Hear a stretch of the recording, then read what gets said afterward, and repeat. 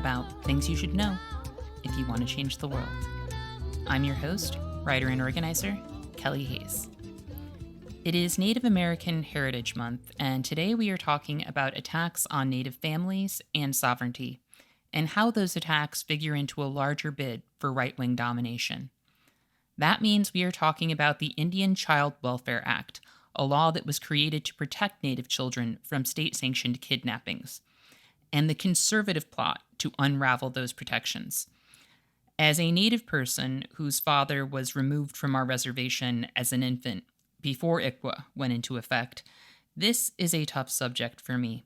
So I am really grateful to Rebecca Nagle, who you'll be hearing from in a bit, for offering a lot of essential history and insight for this episode. Rebecca is a Cherokee writer and advocate, and she's also the host of an award-winning podcast called This Land, a show that does an amazing job of highlighting the human cost of the war on ICWA, while also breaking down why a terrifying spectrum of forces on the right are determined to destroy a Native-specific child welfare law. We're going to talk a bit about the right-wing alignment against the Indian Child Welfare Act and the money that powers it, and why the bigger picture here should scare the hell out of everyone. We're not going to be delving into the personal stories of families involved in ICWA-related custody cases, but I highly recommend checking out Rebecca's podcast, This Land, to get a better understanding of those stories, because what's happening to Native children is at the heart of this story. Today, we are going to talk about the historical context and political ramifications of the legal struggle over ICWA, and about showing up for Native people in struggle. We'll also be talking about some traumatic subjects, including residential school deaths, child abuse, and genocide. So, as Rebecca would say, please take care of yourselves while you listen. In recent months, thousands of unmarked graves have been discovered at Canadian boarding schools where First Nations children were once held. In the United States, Interior Secretary Deb Haaland responded to the news in Canada by announcing that the U.S. government would finally cooperate with Native communities to determine the locations of shuttered boarding schools and where Native children who died in those facilities might be buried. In an op-ed for the Washington Post, Haaland, who is the first Native American cabinet secretary in the U.S., shared that her own maternal grandparents were stolen from their families at the age of 8, and that her great-grandfather was taken to the Carlisle Indian School in Pennsylvania. Haaland wrote that the purpose of Indian boarding schools was to culturally assimilate Indigenous children by forcibly relocating them from their families and communities to distant residential facilities where their American Indian, Alaska Native, and Native Hawaiian identities, languages, and beliefs were to be forcibly suppressed. Haaland promised that her department's Federal Indian Boarding School initiative would serve as an investigation about the loss of human life and the lasting consequences of residential Indian boarding schools. Revisiting these histories of kidnapping, incarceration, and death has been painful for First Nations and Native communities. Among non-Native people, we've seen a greater recognition of the fact that boarding schools were instruments of atrocity. But I found it noticeable that for a lot of people, those children's deaths were part of a narrative fixed in time, somewhere far behind us. An old story in need of closure. When in reality, those children's deaths were part of an ongoing project that we are all still experiencing. Settler colonialism has shapeshifted and reconfigured itself over time, but it has always been a destroyer of worlds. And it has now grown into a system with unprecedented world-ending potential. So I think this is a time to ask questions and make connections. So I'm going to go on a bit of a historical rant, because we can't talk about the Indian Child Welfare Act without talking about cultural genocide and the institutionalization of Native genocide. The Department of Interior's 1883 Code of Indian Offenses, which were laws that only applied to Native people, punished Native people with starvation or incarceration for engaging in Native cultural practices. Native dances, ceremonies, and traditional feasts were criminalized. That code wasn't amended for 50 years, and Native people did not have guaranteed religious freedom under the law until 1978. When open warfare between native people and colonists ended and colonial massacres fell out of fashion legally in the US, anti native violence became increasingly institutionalized. The government was bound by treaty to provide native people with health care, and the resulting healthcare apparatus, the Indian Health Service, was weaponized to sterilize native people. 25 to 42% of native people in the US who were physically capable of giving birth were sterilized during the 1970s. In Canada, Indigenous women have reported coerced sterilization as recently as 2017. But sterilization was just one method of driving down the populations of Indigenous communities. During the late 1800s and the first half of the 20th century, Indigenous children were removed from their homes en masse in both the US and Canada for assimilationist purposes. Many were forced into boarding schools, and many others were placed with white families. In the US in the 1950s, Congress began passing laws that aimed to terminate the sovereign legal status of tribes, putting Native people and their resources under the power of states positioned to absorb and sell their land. Some terminated tribes were ultimately re-recognized, and some tribes managed to fight off termination in the courts. But termination, as the objective, was the posture of U.S. policy in the U.S. for decades, and the goals of termination were clear: to obliterate the sovereign legal status of Native people and any shared relationships to our land, culture, or history that hadn't been destroyed yet by colonialism. This institutionalized genocide was more socially presentable than outright extermination, and could even be framed as humanitarian. U.S. Army officer Richard Henry Pratt, who founded the Carlisle boarding school, stated in 1892, "A great general has said that the only good Indian is a dead one. In a sense, I agree with the sentiment, but only in this, that all the Indian there is in the race should be dead. Kill the Indian in him and save the man." The Bureau of Indian Affairs would subsequently model an estimated 366 boarding schools after Carlisle, and for over 150 years, hundreds of thousands of Native children would be kidnapped and abused in those facilities. Tens of thousands of those children died. Until recently, the federal government has been unwilling to discuss how many schools existed or verify how many children died. Even now, we don't have finite answers. Prior to the enactment of ICWA in 1978, 25 to 35% of Native children were being removed from Native homes in the U.S. and placed in boarding schools or with predominantly white families.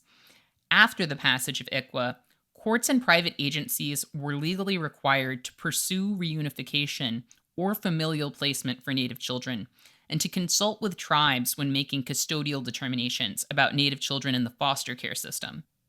Even with the protections ICWA ostensibly provides, Native families still experience high rates of family separation due to disproportionate rates of incarceration and a social work system that punishes Native families for experiencing abject poverty. But under ICWA, Native people have a legal basis to challenge the systemic theft of Native children. Now it appears a right-wing Supreme Court will decide whether or not those protections will endure. And while most people don't pay attention to the particulars of federal Indian law or what happens to Native people, everyone in the United States has a pretty terrifying stake in this struggle. Rebecca Nagle tells that story of overlapping agendas in a multi-million-dollar assault on a child welfare law in her award-winning podcast, This Land. And I have to say, about halfway through season 2 of This Land, it became my favorite podcast. The show's investigative team and Rebecca's narration and reporting are outstanding, and the story is so essential and yet largely ignored. Because people in the US have been conditioned to ignore Native struggle unless they can refer to it in the past tense, as if to establish their own moral character by grieving over our history, rather than showing solidarity in ways that could impact our lives in the present. As a fan of This Land, and as a Native journalist myself, I was curious about Rebecca's journey as a Cherokee woman, covering the fight to save ICWA, and relentlessly following the money in order to expose a larger conservative power grab. She said that for her, the journey began with a question. I wanted to report this story because the Indian Child Welfare Act has been challenged more times in the past decade than the Affordable Care Act. And there's a concerted and coordinated campaign to strike this law down. And my big question was why? Why is a 40-year-old law that was created to prevent the systematic family separation in Native communities that was happening in the 50s and 60s, and really for generations before that, if you look at US history, how did this law suddenly become a controversy? And that investigation took me to a lot of unexpected places. And for people who've never heard of the Indian Child Welfare Act, or ICWA, just a quick primer, it was passed in Congress in 1978. And it came after a big national survey found that 25 to 35% of all Native children had been removed from their families and tribes. And that's just a staggering statistic to think about. You talk to elders from that area and people will talk about, there were communities, Native communities, where literally there were no children. The removal rates were so high. And a couple things were going on. The Bureau of Indian Affairs, which is a government agency, was running this program called the Federal Indian Adoption Project, where they were literally partnering with the Child Welfare League to place Native kids in white homes under the extremely racist thinking that Native kids were just inherently and automatically better off there. And then there was something else going on, which was that child welfare agencies and social workers at the time had a lot of bias against Indigenous families, and so they would see a kid being raised by an auntie or a grandma and say, well, since this child isn't being raised by their biological parents, it's child abandonment and take the child. And so ICWA is it's a complicated law. It does a lot of different things. It doesn't do just one thing. But I think of it as sort of a set of guardrails that when a Native kid, and that kid, Native means that child is either enrolled in a federally recognized tribe or eligible for enrollment in a federally recognized tribe.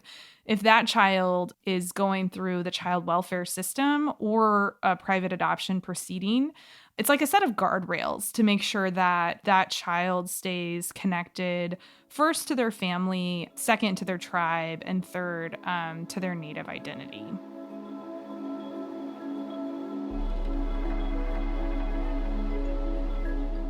It's important to understand that depicting an entire race, community, or group of people as being incapable of caring for their own children is a political tactic that provides cover for oppression, while also absolving the state of its role in the conditions that impact a child's quality of life.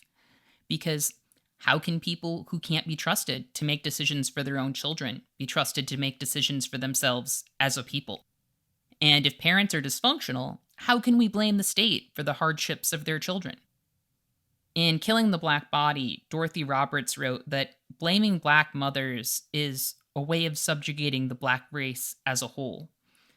In her 2002 book, Shattered Bonds: The Color of Child Welfare, Roberts noted that non-white children in the foster care system in Tennessee had a 42% lower probability of leaving state custody in 3 years, after controlling for all other factors, including behavioral problems, family characteristics, and services.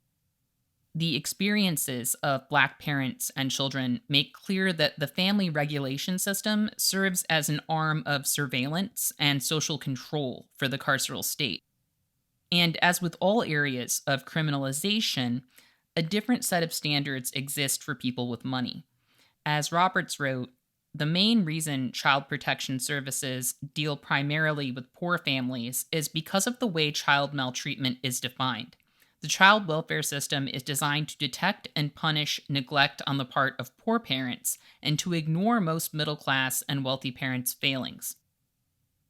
So it's important that we understand that the system is not fundamentally one that looks out for children, but gets weaponized against Native families. The family regulation system is fundamentally violent and always has been. And I know and understand all of that. And yet, I still get choked up when I think about the level of terror that was imposed on Native families during the pre-ICWA days of child removal. Native people couldn't leave their children to play unattended in their yards without worrying that a social worker might show up and kidnap them. People who didn't hide their children quickly enough when social workers appeared were forced to watch as their children were taken. Parents who resisted faced incarceration and further threats that they would never see their children again. Something a lot of people miss when discussing these histories is the social control embedded in these dynamics. Native people have long histories of resistance to settler colonialism. Some parents whose children were taken from them formed encampments near their schools to be close to their children and demand their return, but many families cooperated with the federal government in every way that they could because that government was holding their children hostage. Much like Trump's family separations at the border, the separation of Native children from their parents, which sometimes involved the use of tiny shackles, was meant to have a chilling effect on parents and communities. The US government held entire generations of Native children hostage, and as recent events have reinforced, it had no compunction about killing them.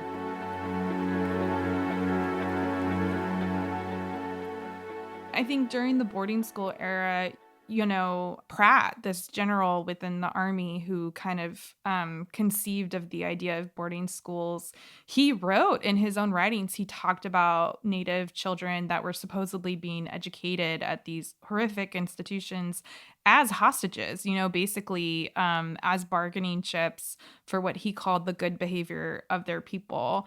And I think that is something that we see throughout U.S. history, that over and over, Native children are used as the tip of the spear in the project of colonization and genocide. And so, it happened during the boarding school era. It happened during the Indian Adoption Project era. And I would argue it's happening now, that certain players are literally using Native children, using custody battles over Native toddlers, and using this broader battleground of ICWA to strike at other big issues in federal Indian law, and big issues of tribal sovereignty and Native rights. And so, when you look at the history of how Native kids have been used, we haven't moved past that. And I think something that's hard to talk about in Native communities is how our families are still being treated within the foster care system. So there are huge racial disparities within foster care, specifically for Native families and for Black families. And so, just to look at one place in Minnesota, Native kids have a 1 in 3 chance of entering foster care before they turn 18. Native babies have a 1 in 10 chance of entering foster care before their first birthday. Nationally, the average for white babies is 1 in 100. And you see those racial disparities at every level from, who is getting reported to CPS, who is getting investigated by CPS. Once an investigation is happening, what children are being removed. And people can say, oh, well, there just must be more dysfunction or more abuse within Native communities. But I think a really other important statistic is that white kids are actually more likely, when you look at the cause for removal, white children are more likely to be removed for physical and sexual abuse. And Native kids are more likely to be removed for this catch-all category called neglect.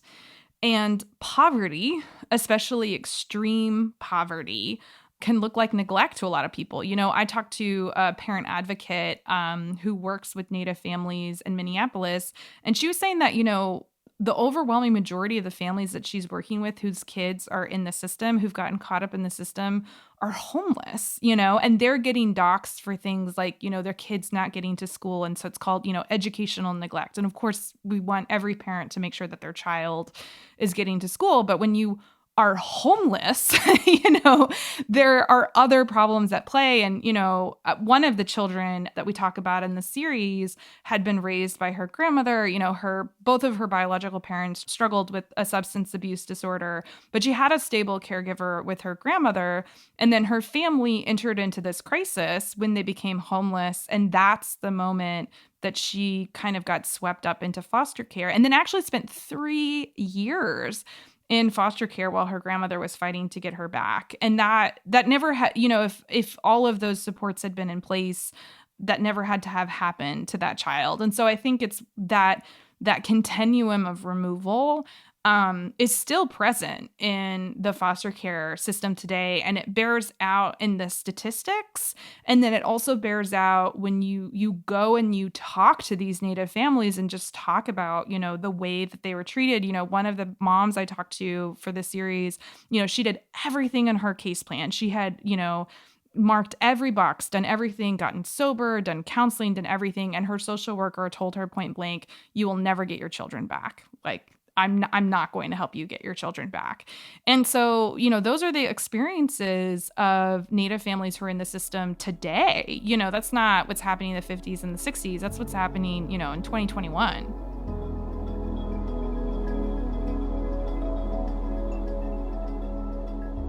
Lawsuits brought by white people who are challenging ICWA because they want to adopt Native children invoke many of the themes that have historically driven child removal in the U.S.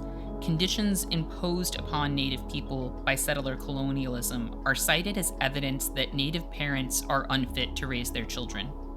Classism and even fat phobia are invoked in cases where wealthy white people depict themselves as saviors, rescuing Native children from unhealthy, backward lives.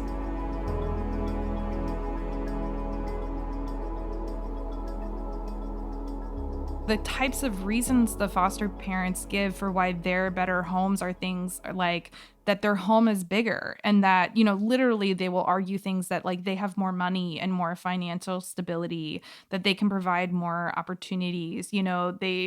In one of the cases, the Cliffords tried to make an argument that they had done a better job of managing, at the time, I think she was 7, a child's weight and diet and exercise than her grandmother had. And so all of that subtext of favoring, white families and middle-class families, and really in these instances, upper middle-class families, is all there when you go down to the underlying custody disputes.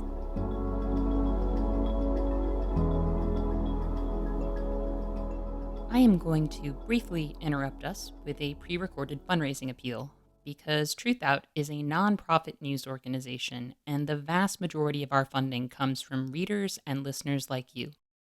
We've experienced a bit of a slowdown in donations recently, which may have something to do with Facebook ramping down engagement with political content. But we are still here, delivering award-winning independent journalism. We are a union shop, and we have not laid anyone off during the pandemic, and our family and sick leave policies are the best in the industry. So if you believe in what we do, please consider stopping by TRUTHOUT.org to make a donation today.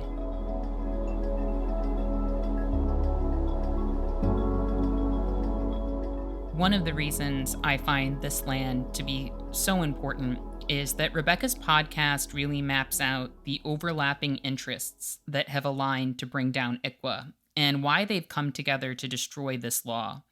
The first and most obvious players are white adoptive parents who feel ICWA unfairly restricts their ability to adopt Native children, and the multi-billion-dollar industry that wants to provide them with those children for a price.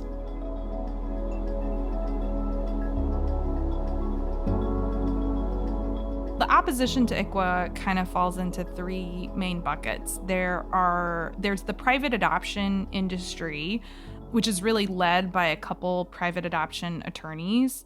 There is corporate lawyers, and then the last bucket is a universe of right-wing funders and organizations. So starting with the private adoption industry, some big national organizations that represent the private adoption industry, including the National Council for Adoption and the American Academy of Adoption Attorneys have come out very publicly and very strongly against ICWA and have actually been part of these cases to try and strike ICWA down. And if you look at the private adoption industry, I mean, in general, they don't like regulation and they tend to fight regulation that limits the number of children that are available for adoption.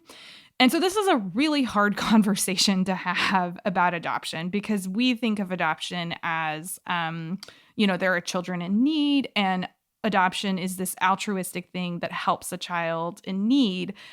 And the scale of need and the balance of need in the United States right now is actually the opposite.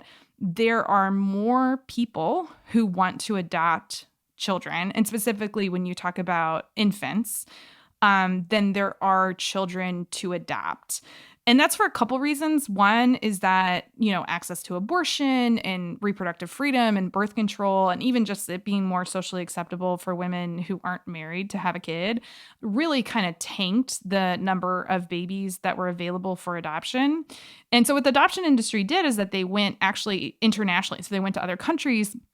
And one by one, those countries, because of coercive and abusive practices, because of bribery, and then some actually like high-profile murders of adopted children, those countries like Guatemala and Ethiopia and South Korea actually closed their borders to U.S. families. And so you see in the 2000s, the number of children available to American families just fell off this cliff. And people called it that. Some of the big adoption agencies and lobbying organizations for the adoption industry actually had to shutter their doors because there wasn't enough business. And what started to happen, a trend that I would argue it's about a decade old, and you really see the numbers sort of going up in the mid-2010s, but they've been trending that way for a while, is that these same agencies are now turning to foster care. And so there are private adoption agencies whose goal is to find adoptable children for clients who are paying for that service, who are licensing their clients to be foster parents and are telling them that foster care is a pathway to adoption. So every plaintiff in this case, all of these non-native foster families were what's called foster to adopt. And so they were using the foster care system, not to have a child for 6 months and then another child for a year and then another child for another 3 months, and to be kind of that, stopgap, that support, that resource for, a child in a family in crisis. They were really, explicitly fostering to adopt. And so I think that that's, a huge trend and a huge problem. And I think the other thing that we're really, really uncomfortable talking about with adoption is the race and class dynamic. So the majority of children who are adopted in the United States are children of color, and the overwhelming majority of people who are adopting, about 75%, are white. And then there's also huge class differences. And so really, we have a system where, families of color and families who are poorer, their children are being adopted by families that have more wealth and who are mostly white. And so that's just the dynamics of domestic adoption. And the other thing is that, adopting from foster care is a different system, but a private adoption, where you go through an agency, is about $50,000 to $60,000. So it's extremely expensive, which excludes, who can do it. But it also, is how private adoption attorneys make money. And so what we found, and I think there was, I talked to adoption attorneys. I talked to people who ran adoption agencies. I talked to people who ran adoption agencies who thought that those dynamics were fine. I talked to people who were really conscientious about those dynamics. And one of the terms that I heard over and over again that I think really helps explain the adoption industry in the United States was this term that people called a gray market, where it's not, like children are being bought and sold on a black market. But if there are loopholes in the law, which there are a lot because adoption laws state by state, adoption attorneys will, use those loopholes to help their client get what they want, which is an adoptable child, an infant. And so, yeah, and we found a specific case of a lawyer, who sort of, came up with this very elaborate legal reasoning that doesn't have any court decisions that back it up, but that, tribes don't need to be notified in private adoption. So he was adopting all of these, or we found one case where he adopted a native child out of Arizona without ever notifying the tribe. And so I think that there's, so that's one leg of what's going on with the private adoption industry. And I would just say that I think we need to have a conversation nationally about the dynamics of adoption, and also really about the shift to foster to adopt. In international adoption, the difference in money and power that American families had when they went into developing nations created huge systems of abuse, And for us to think that that dynamic isn't going to happen where, the families that are in the child welfare system are disproportionately poor, disproportionately families of color. And here you have families that have more resources. For us to not think that some of those same abuses aren't going to happen, I think is simply naive based on what we've already seen the adoption industry do internationally. And so I think it raises some big ethical issues.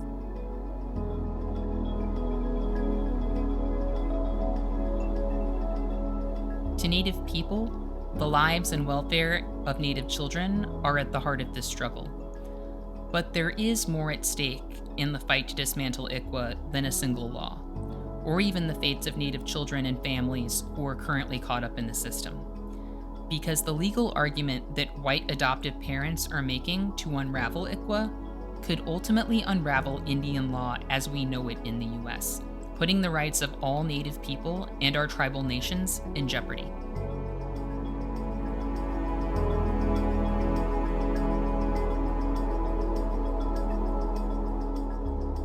And so the plaintiffs in this big federal lawsuit, Brackeen v. Holland, are making a very, very, very specific legal argument. They're saying that the Indian Child Welfare Act, ICWA, is racial discrimination because it treats non-Native foster parents differently than it would treat Native families, and that it treats Native kids differently than it would treat non-Native kids, and that is racial discrimination, and that we have, a constitutional amendment that says you can't treat people differently based on race, and so therefore the whole thing in its entirety is unconstitutional. The problem with that is that the foundation of federal Indian law is the unique political status of tribes. Our tribes have signed over 300 treaties with the United States federal government through the same constitutional process that the United States signed treaties with, Japan and Germany. And the rights that our tribes have flow from those treaties. And so it's not about race, it's about the political status of tribes and tribal citizens. So just like I have certain rights because I'm a citizen of the United States, or because I'm a resident of Oklahoma, or because I live in, Cherokee County, I have certain rights because I'm a citizen of Cherokee Nation. And while, Native people have experienced racism and we've been racialized, under the law, the status of, in this case, it's kind of outdated language, but the law uses the language Indian child. An Indian child, as defined by ICWA, is a child who is either eligible for enrollment in a tribe or already enrolled. And so that's about that tribe's, it's not about that child's race, it's about that child's political relationship to a sovereign nation. And really that sovereign nation's right to keep its children safe, And so the broader implications is that, well, if ICWA is unconstitutional because it's racial discrimination, what about every other area of federal Indian law? When I go to my local IHS hospital for healthcare, I can go to that hospital, but if you're not a tribal citizen, they would turn you away. How is it, if we're just a racial category, how is it constitutional that Hastings can serve me but not other people?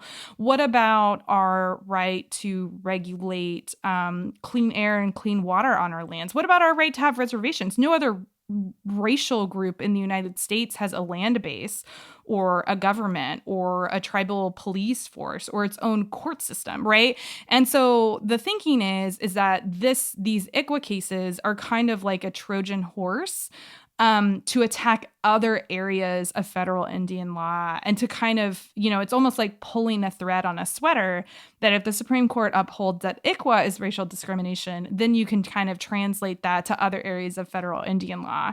And it's not this sort of like put on your tinfoil hat kind of conspiracy thing. It's actually like really, really very clearly demonstrable because the corporate lawyers who are bringing these anti-ICWA cases have made the same arguments in cases fighting tribal casinos and tribal gaming. So Paul Clement, who's one of the big, powerful lawyers behind these anti-ICWA cases, argued that a tribe's right to build a casino where his client could not constitute racial discrimination and used almost some of the same exact language that he then turned around and made in an ICWA case. Matthew McGill, who's representing the plaintiffs in the most current case, has made the states' rights argument, which is the second part of the argument in the Brad Keene's case, to prevent a tribal casino from opening in Arizona. And so it's not that big of a logical leap that, these lawyers have already taken these legal theories and legal arguments from gaming to ICWA, that if they win in the venue of ICWA, that they can take it back to gaming. And if you can strike at the legality of Indian gaming, there's a lot of money to be made. Of all casino revenue in the United States, tribes represent half. It's about $30 billion a year. And then the other area where there's a lot of money interest is oil and gas. And so even though tribes have jurisdiction over less than 2% of the land in the United States, it's about half of all fossil fuel resources west of the Mississippi, huge reserves of oil and gas and huge reserves of coal. And right now, those resources can't be extracted without tribal consent. And then there's also all of these other layers, we've seen in these pipeline disputes where, pipelines are infringing on indigenous nations, hunting and treaty rights or, fishing rights or clean water rights that might even extend beyond the specific reservation boundaries because a lot of treaties include hunting and fishing rights that aren't specifically on the reservation, and tribes are starting to assert that.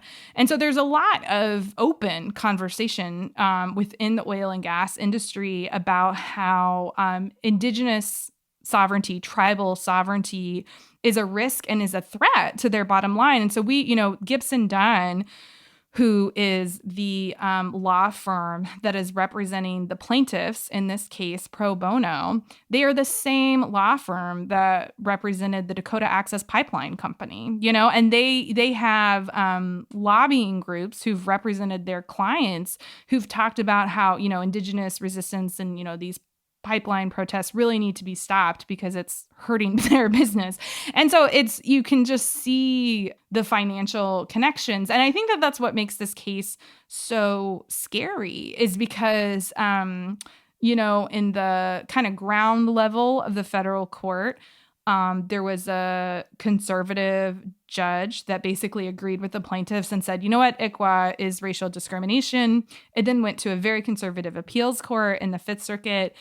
And they were basically split on the question. They issued this really complicated split decision that didn't get rid of ICWA, didn't rule it unconstitutional, but you could tell that on these very, very, very basic principles of federal Indian law, you've got, 8 justices on an appeals court who would rule that basically federal Indian law is unconstitutional. And now the case is waiting on the steps of the Supreme Court. And the stakes are just very, very high because it could have this ripple effect that threatens everything, from gaming to hunting and fishing rights to health to tribal self-governance, tribal police, sort of almost anything that you can think of. Because if Native Americans, can't be treated, quote unquote, differently based on race, well, that's all of federal Indian law.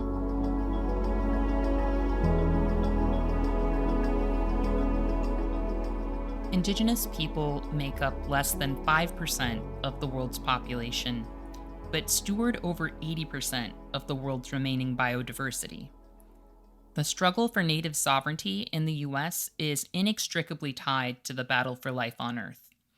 When most people think about the role of Native people in environmental struggles, they think of protest movements like Standing Rock or the water protectors who fought Line 3. But in the battle over ICWA, we are seeing right-wing forces use Native children as the tip of a spear, aimed at our very ability to steward the native land and waters that companies like Enbridge have yet to destroy. There are many ways, the world over, that Indigenous people are being targeted for defending the Earth. In places like Colombia and the Philippines, assassinations have become increasingly common. Here in the United States, Indigenous activists have faced escalating state violence and criminalization. But we are also faced with a legal onslaught that could devastate our fundamental rights as Native people under the law and re-legitimize the outright theft of our children, land, and water. And as if all of that wasn't bad enough, Rebecca and her team discovered yet another layer to the plot to destroy ICWA. And it all comes back to the initial question that led Rebecca to pursue this story. Why? Sure, there are money players, and there are people who want to subsume a lot of valuable resources. But ICWA has been challenged more times than the Affordable Care Act. And given what killing the ACA means to conservatives, that's pretty huge. So who was willing to dump seemingly infinite amounts of money into gutting this law? And why?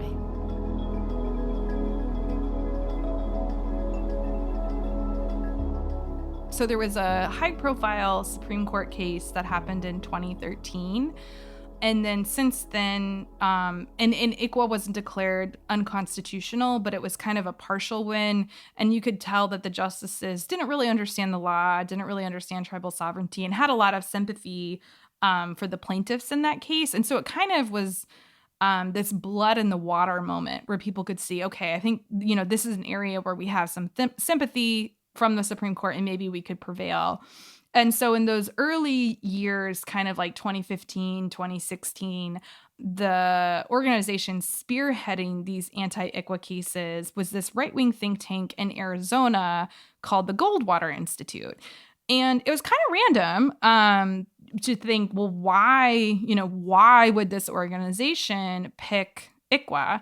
And we were able through FOIA requests to find, that they had been coordinating with state attorney generals since 2015. They brought a barrage of cases and they really helped to get this attack off the ground.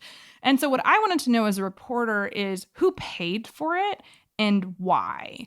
And what we found is that it was this conservative family foundation in Wisconsin called the Bradley Foundation. And it's interesting because I think people are used to hearing about like the Koch network and, all of that stuff. And there are many, many years that the Bradley Foundation actually outspends the entire Koch network combined, but it doesn't receive nearly as much press attention and press coverage. But the Bradley Foundation got a huge influx of cash in the mid-2010s, and they were looking at how to spend it to build what they called conservative state infrastructure. They decided that, they kind of saw the writing on the wall that, Republicans, because of changing demographics in the US, are probably, not always going to control DC.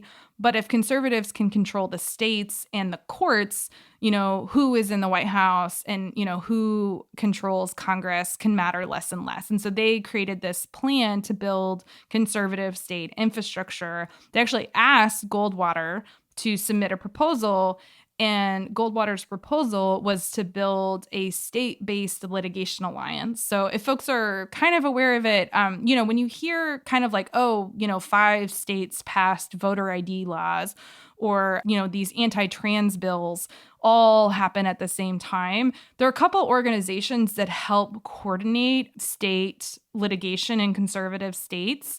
And so basically Goldwater's proposal was to create a litigation arm of that. So there wouldn't just be coordinated conservative laws, there would be coordinated conservative lawsuits. And that's where the money to fight ICWA came from. It kind of shocked me as a journalist because it wasn't really about tribes, it seems like from the documents we read. It wasn't really specifically about tribal sovereignty. It was about this bigger agenda of building conservative power, and ICWA was just a tool that got sucked up in it. And like the Center for Media and Democracy and some other folks have done some really great in-depth reporting on the Bradley Foundation, but it was kind of like what I mentioned where, they hired this consultant, they kind of did this whole like reflective process before they sent out a big RFP. But their thinking is if we can control states and if we can control the courts, then it's kind of a run around DC, basically, And so, I think that their goal is to build conservative power and to maintain conservative control over politics. And it's kind of incredible that there's still a family foundation because the internal memos, and I should say they got hacked. That's why we know all of this stuff. They got hacked in the summer of 2016. And so there's a huge document leak from international hackers. And so that's how we know kind of the internal thinking at the Bradley Foundation. And to me, it's kind of incredible. I mean, they make donations to like art museums and symphonies and things like that are very typical. And they do a lot of that stuff, in the state that they're based. But if you look at kind of their national giving, it's very targeted towards building conservative power. And in this one RFP, it wasn't issue-based. It's not like, okay, we want to go, get rid of abortion. It was really about building infrastructure and networks across states to build, what they called conservative state infrastructure. And so, I mean, it's this very strategic approach to building and maintaining conservative power.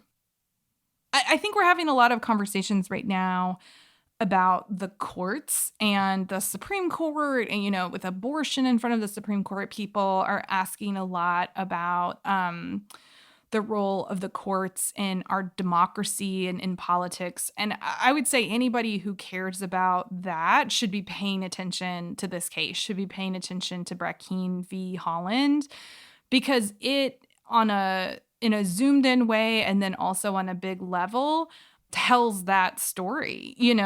Texas for a really long time worked to make the judges, they have this really unique system of appointing federal judges where there's actually a panel of conservative lawyers in the state who appoint people to the senators who then put them through the confirmation process. And it's incredible. You can just see all of the tiny relationships, this small network of relationships. The person who headed up the Gibson Dunn, I believe it was the Dallas office. It was either the Dallas or Houston office. I'm pretty sure it was the Dallas office.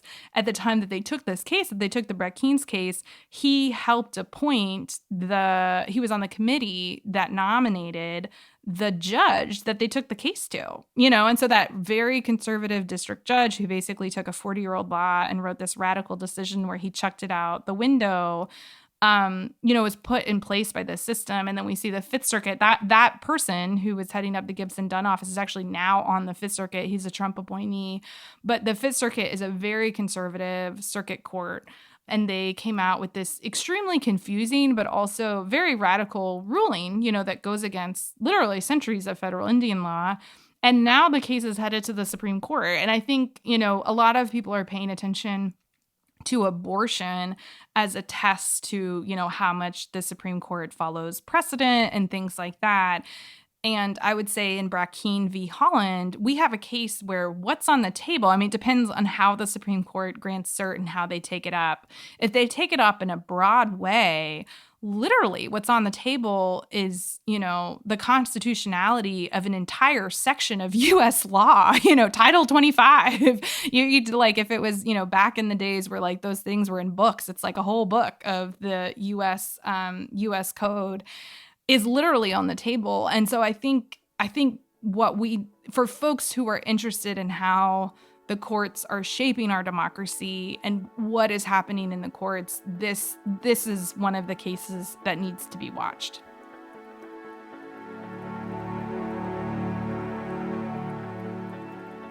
So, in the struggle over ICWA, what's at stake? The fate of Native children and families, the lands and waters that Native people steward, and potentially the very shape of what passes for democracy in the United States.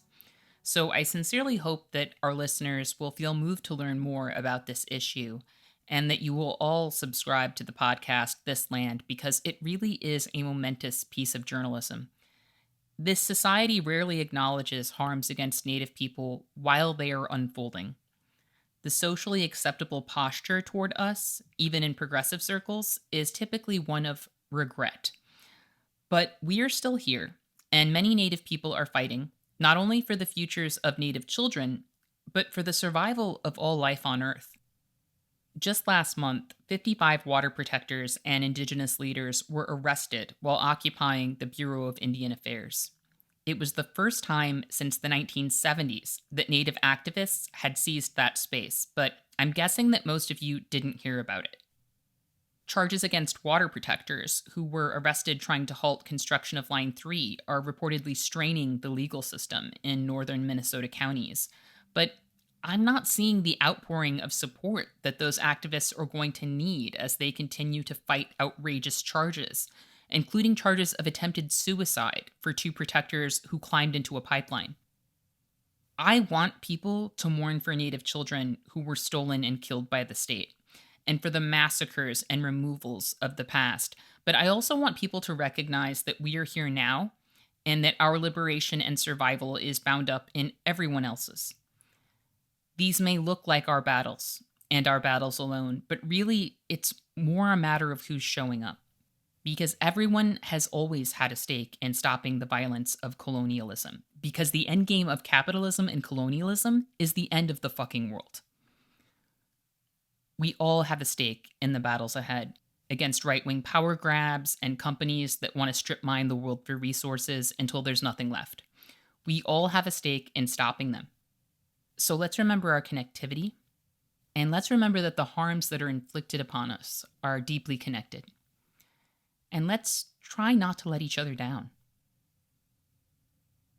I want to thank Rebecca Nagle for talking with me about ICWA and her podcast, This Land, which you can find on Crooked Media or wherever you get your podcasts. Rebecca's team has provided links to resources for survivors of child removal and for investigative journalists who want to learn more in the show notes of This Land episodes, and we will be linking to that content in the show notes of this episode as well. I want to send some love to all of the residential school survivors out there, to the adoptees, and to the displaced. May we all find each other on the front lines as we fight to keep our children, our land, and this world. I also want to thank our listeners for joining us today. And remember, our best defense against cynicism is to do good and to remember that the good we do matters. Until next time, I'll see you in the streets.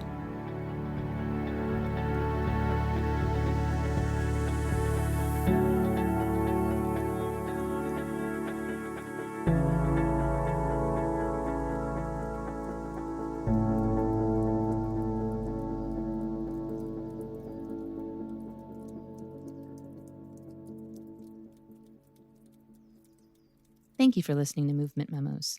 This show wouldn't exist if it weren't for TRUTHOUT, and TRUTHOUT's independent news and commentary wouldn't exist without listeners and readers like you. We have no paywalls, no corporate sponsors, and no ads, except for fundraising appeals like this one. So if you can and would like to support our work, please consider dropping by truthout.org to make a donation today.